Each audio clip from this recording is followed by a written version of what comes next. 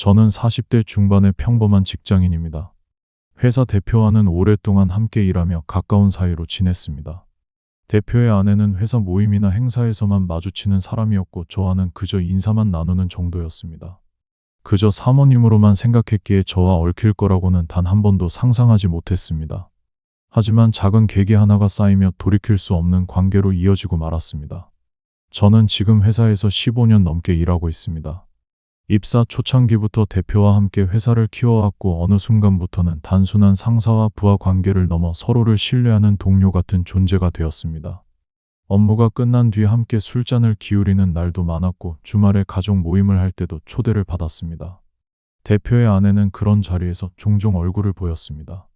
늘 단정한 옷차림과 차분한 태도로 분위기를 챙겼고 직원들에게도 살갑게 인사했습니다. 저는 그녀를 회사의 대표 사모님이라고만 인식했습니다. 단정하고 조용한 성격과 회사 모임에서만 보이는 모습, 그 이상 다른 것은 생각해 본 적이 없었습니다. 하지만 변화는 생각보다 갑작스럽게 찾아왔습니다. 어느 날 대표가 거래처 일정 때문에 부득이하게 늦는다며 저더러 대표의 아내와 식사 자리를 하고 있어달라며 부탁했습니다. 저는 별 의심 없이 대표의 부탁이니 거절하지 않았습니다. 그날 저녁, 저는 대표가 올 때까지 대표의 아내와 단둘이 마주 앉아 식사를 하게 되었습니다. 처음에는 어색할 줄 알았지만 의외로 대화가 자연스러웠습니다. 회사 얘기를 꺼내자 그녀는 대표가 집에서 일에 대해 종종 얘기한다며 제 말에 호응을 했습니다. 예상외로 회사 일에 대해 잘 알고 있었고 저 역시 일 얘기를 나누며 긴장을 풀 수 있었습니다. 식사 도중에는 서로의 생활에 대한 얘기까지 이어졌습니다. 제가 아이들 교육 문제를 이야기하자 그녀도 집안에서 느끼는 어려움을 솔직하게 털어놓았습니다. 그 자리는 단순히 대표의 부탁으로 시간을 때우는 정도가 아니라 생각보다 깊은 얘기를 나누는 계기가 되었습니다. 그날 이후 대표의 아내와는 연락이 조금씩 늘어났습니다. 처음에는 회사 일정과 관련된 연락이었지만 차츰 짧은 안부 인사나 일상적인 얘기까지 이어졌습니다. 오늘 고생 많으셨다는 짧은 메시지와 주말에 아이들과 어디 다녀왔다는 가벼운 일상 공유. 그런 대화가 쌓이며 점점 편해졌습니다. 퇴근 후에도 문자를 주고받는 일이 많아졌고 저는 점점 그녀를 특별한 존재로 느끼기 시작했습니다.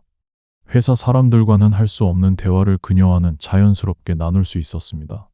어느 순간부터는 하루 중 그녀의 연락을 기다리고 있는 제 자신을 발견하게 되었습니다.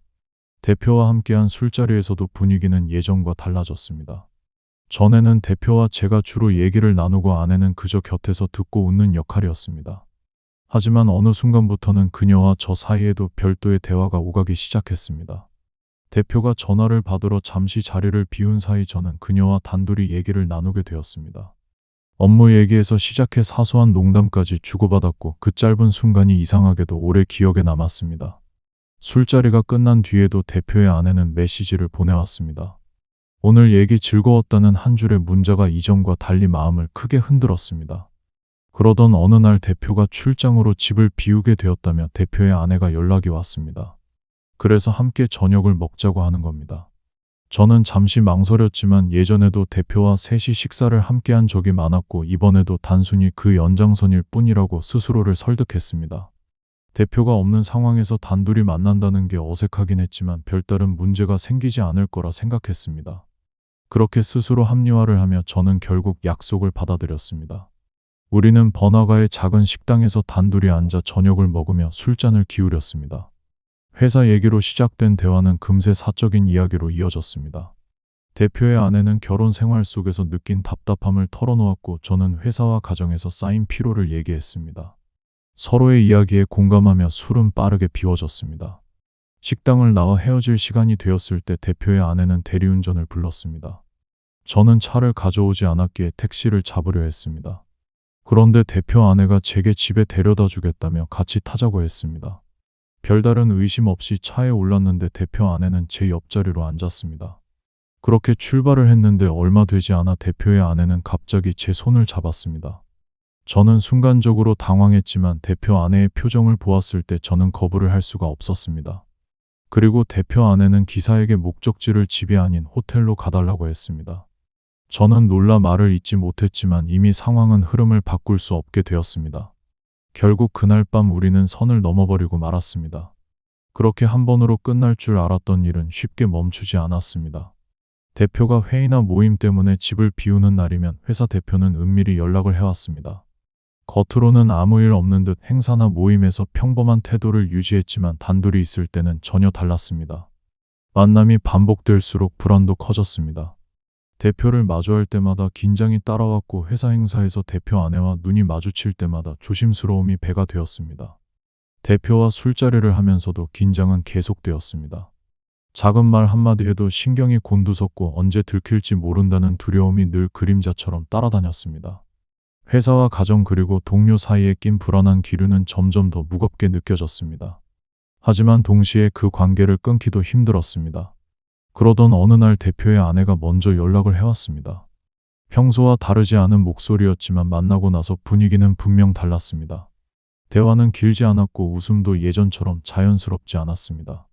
술잔을 기울이던 자리에서도 그녀는 휴대폰을 자주 확인했습니다. 잠시 침묵이 흐른 뒤 대표의 아내는 단호한 표정으로 제게 이제는 그만하자라고 말했습니다. 저를 설득하려는 말이 아니라 이미 결정을 내렸다는 듯한 어투였습니다. 그 말을 하는 순간 저는 아무 말도 할 수 없었습니다. 그날을 마지막으로 대표의 아내는 저와 연락을 끊었습니다. 회사 행사나 모임에서 얼굴을 마주쳐도 예전처럼 짧은 인사만 나눌 뿐 그 이상의 시선은 오가지 않았습니다. 저는 한동안 받아들이지 못해 괴로워했지만 결국 그녀의 선택이 옳았다는 걸 인정할 수밖에 없었습니다.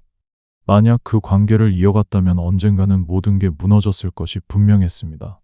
짧고 위험했던 시간은 끝났지만 그 기억만큼은 쉽게 지워지지 않았습니다.